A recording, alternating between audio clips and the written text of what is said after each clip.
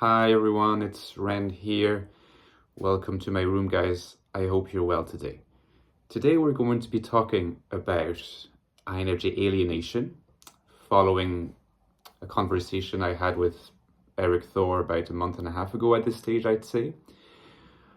It's a topic that I discuss at length in this book, but in this video I don't want to focus only on the negative aspects of INFJ alienation, but also on its more productive aspects and on the genius it has exhibited at certain times in history. So, before I begin, just to remind you that I have written a book on the INFJ, The Ecstatic Soul, where I discuss the topic of alienation at some length, as many of you guys already know who've purchased and read the book. If you want to know everything about INFJ alienation and the main existential challenges of the INFJ and how to overcome them, this is a very in-depth study. All the links are available down below in the description box. All Amazon links provided, less than $10. You help me, I'll help you. Okay, so INFJ alienation. I've been hammering this point for a while now, so I'll only provide a brief recap of what this point is. The point is that the fact that INFJ's SE function is an inferior function means that the function is mostly unconscious. And since SE consists in the gathering of information in the external world to provide the material on which introverted intuition can then perceive patterns to be submitted later to the functions of judgment, essentially the INFJ is alienated from the connection between his or her ability to gather information in the outside world and then reaching conclusions based on that information. So the INFJ, having very dominant, very conscious NI, is quite conscious of the patterns that they recognize, but they can never quite tell where those patterns came from in the first place. It's almost as if they came from their own subjectivity. Sometimes, when you read articles about INFJs, or if you check memes on INFJs, NI is often represented as this fantasy realm where things that populate that realm are objects that don't exist in the real world. They could be unicorns, they could be other things. And yet, the fact of the matter is, even to be able to conceive of something that doesn't exist, you have to start from something that exists. If you think about a unicorn, for example, we would agree that evidence suggests unicorns don't actually exist in the world, and yet unicorns are what? Unicorns are essentially horses of a certain color with a horn. So unicorns actually, even though they don't exist, they're made of things that exist, and this is why we're able to think of unicorns. You can also think about a round square. The round square is an impossible object, but it is at the same time an object that we are able to conceive of. In fact, there's a debate whether we can conceive of such an object, but we can at least try to think about a round square. But we will not be able to come to that observation without having been, in the first place, able to conceive of square things and circular things. And there are square objects and circular objects. So abstraction abstracts from the concrete, but INFJs are very good at abstraction. They're not good at figuring out where the concrete comes from.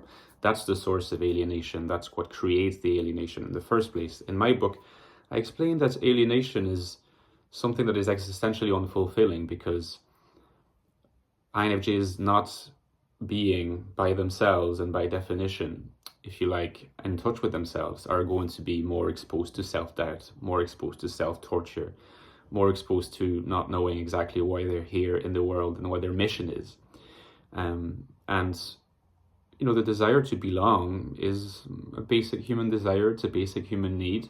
And in my book, I talk about lots of different ways in which this can be addressed, all the obstacles to face, and to the temptations to resist, the need to engage other people in a collaborative enterprise. All these topics I have discussed. Now, that is not meant to suggest that alienation in and of itself is only a purely negative state to be in.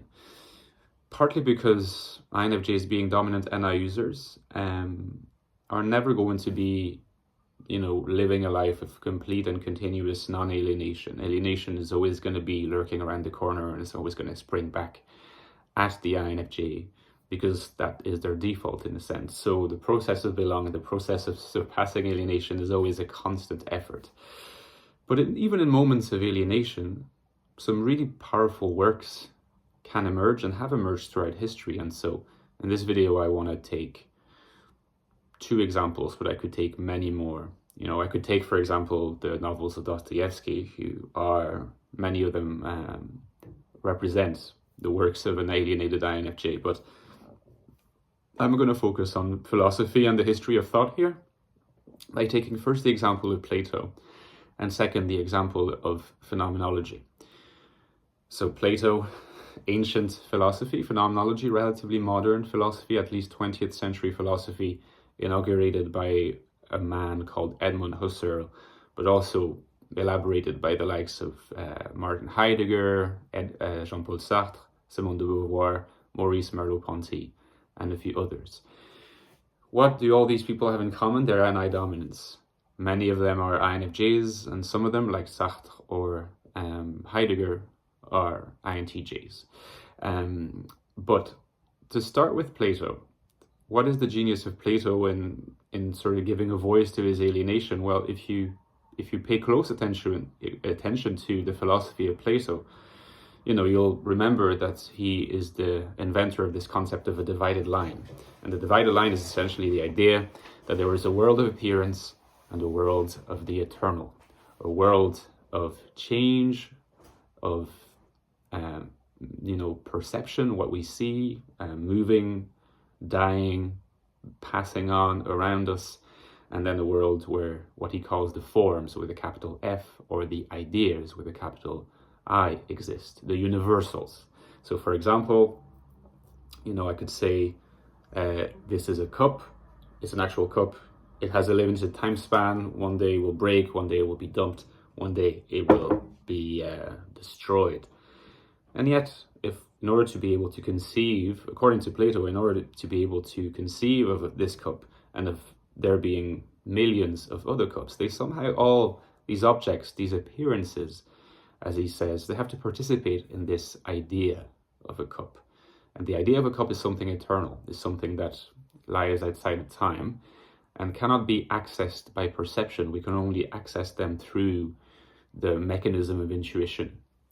And this is a quite famous philosophical creation of Plato, and it has influenced the entirety of human thought, not just philosophy, since then. Any cosmology or any metaphysics, any theology that consists in a separation between the realm of the material, terrestrial existence, the stuff that changes, the stuff that perishes, the stuff that's corruptible, and then by opposition to that, an eternal realm. We think immediately of such things as the Abrahamic religions, Islam, Christianity, Judaism, anything where you have the concept of heaven, essentially a replay of the Platonic idea of the eternal forms. Any notion of a realm that doesn't die, a realm that has the eternal inscribed in its very core, is something that was initially made possible by Plato's dialogues. And my point is, these were the inventions of an alienated INFJ at that level anyway, because existentially speaking, what Plato did was to make sense of his alienation, of this discomfort with the material, sensual reality of the world, in regard to ideas that he came up with his NI that were much more abstract, much more general, much more pure from his viewpoint. The way he made sense of it is by saying, well, this domain that I'm alienated from, it's not real. It's the domain of appearance. It's a domain that I have to deal with as a human being. This is what I perceive, but it's an illusion, really. What really exists, what with a capital E, what has being with a capital D, the realm of the ideas, the realm of the forms, the realm of the eternal, is not here. It's not here and now. It's not what's terrestrial. It's what's above. It's what's invisible. That's another way of saying it's NI, it's NI. NI is the one that's eternal, SE is not. And in this way, the alienated INFJ provides a philosophical justification for his alienation. Now, in the process, you might say, it's a way of saying, I'm not confronting the problem head on, I'm finding a justification for pushing it around. But it has to be said, it created an unbelievably influential philosophy. So that's the first example. Second example is, like I said, phenomenology, which happened early 20th century, kind of reach its apex maybe with existentialism in the 30s and 40s. It's been a bit less influential since then, but it's still massively influential in the everyday consciousness. For example, Beauvoir, who is one of the most influential feminists of all time, was an existentialist, and she's still very influential today. And the fact is, for the phenomenologists, what was wanted was a reaction against what they perceived to be philosophy worshipping the domain of objects. So that by then philosophy had moved away from Plato a little bit, even though they were still influenced by Plato. And by saying, that's usually coming with a movement called empiricism, that you always have to begin with the evidence of your senses. Only the evidence of your senses can give a modicum of certainty on which you can base your philosophical theses. And again, you can imagine that in this empirical movement, there were not many INFJs. In fact, there were no INFJs, and as far as I know, no INTJs either. What you had was SE dominance and NE dominance mostly. And that should not surprise us, because for an empiricist to be an SE dominant or an NE dominant, like David Hume, for example, being an NE dominant, there's actually quite a number of NE dominant empiricists. Bertrand Russell, at least the early Russell, is also an example of that. It should not surprise us because, NE is an intuitive function, but again, it's conscious gathering in the external world, so it suits empiricism very well. If anything, NI dominance and SI dominance would be gathered here under the anti-empiricist approach, because they're more alienated from the external world than the SE and NE dominance, which is why the idea that Heidegger might actually be an SI dominant is not absurd in itself. I think that his work gives evidence that he was NI dominant, but it's not absurd. And what phenomenology said is, what you know, first of all, what you can have certainty about, is not in the first place the objects outside in the real world. It's the contents of your consciousness, because you're always starting. Your perception, your encounter with the world does not start with objectivity, it starts with subjectivity. Before you encounter an object, you engage the very forms of your consciousness whereby you pull the object, put it into shape, and then manipulate it. So the structure of consciousness are epistemologically primary for the phenomenologist. And here again, we have a vindication of NI dominance over inferior SE. To say what's primary is the contents of consciousness. It's not the reality of the external world. That comes only as a secondary reality, not as primary. In the case of Plato, the divided line was metaphysical. In the case of the phenomenologists, the divided line is epistemological. It's a matter of knowing rather than of being, but you have, again, a replay of that old justification of NI dominant alienation. And it's an unbelievably influential movement for existentialism, for feminism, for so many radical philosophies that are prevalent today. Phenomenology remains, in some part of their DNA. And again, it's a proof of the productive genius of INFJ alienation and INTJ alienation, in spite of the fact that, concretely speaking, it's not an ideal state of affairs. It's something that existentially is not satisfying. But often what's existentially not satisfying is what makes us produce works of genius, because the one that's truly existentially satisfied might be believed to be someone who does not feel the need to write revolutionary work because they're happy with their lives. They're a little bit like the Buddha.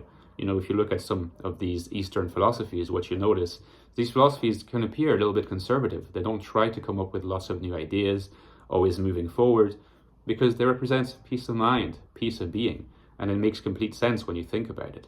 So, INFJ alienation, something that I recommend, needs to be dealt with, but do not be ashamed of those moments during which you get alienated, because in INFJ alienation, there is also the source of INFJ genius.